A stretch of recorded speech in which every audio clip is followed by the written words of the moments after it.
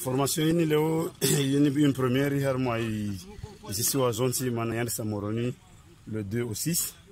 Ça continue en juin du 7 au 11. Rendez-moi du 12 au 17.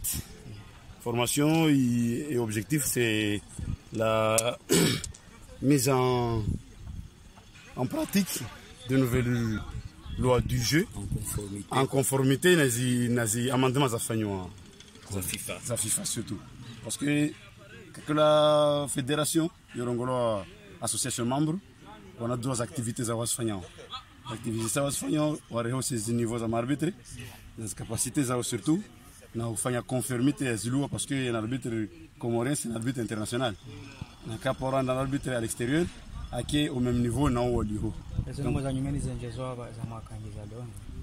za nyumeni za ngetiwa surtout har mois ici amendement loi 11 surtout loi 12 har mois mais loi 14 qui dit loi 11 surtout cas de hors-jeu mais voit signification de loi hors-jeu par exemple le cas attaquant en position de hors-jeu mais défenseur à l'arrière empire aussi qui chinzouan rongo va voir à se donner possibilité au lieu qu'un attaquant à sanctionner hors-jeu à se mettre en jeu c'était bon har mois foot demain les hauts vraiment zikaomba onyo wajawa regia parce que kafanya 2019 on m'a dit vraiment différence wajawa c'est différence mais pourquoi parce que voilà mais accidentel par exemple l'année dernière attaquant a essayé ballon vont essayer yako kamen ces derniers temps on a yumka accidentellement a été 2-3 fois voulu entraîner but yo bivalable par contre on a essayé accidentellement mais il conduisait attaquer à but au début d'annuler.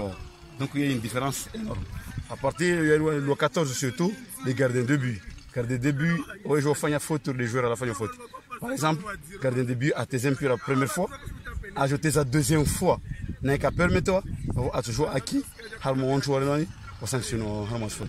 Donc oui, amendement c'est important le arbitre va jouer. Raymond Guillermo le prochain championnat on joue à qui ou Roumier.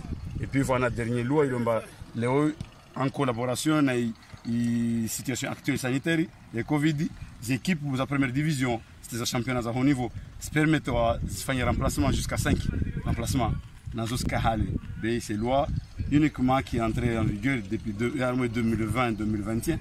Peut-être qu'on a déjà changé actuellement, une équipe a la possibilité de faire jusqu'à 5 changements. Le temps de la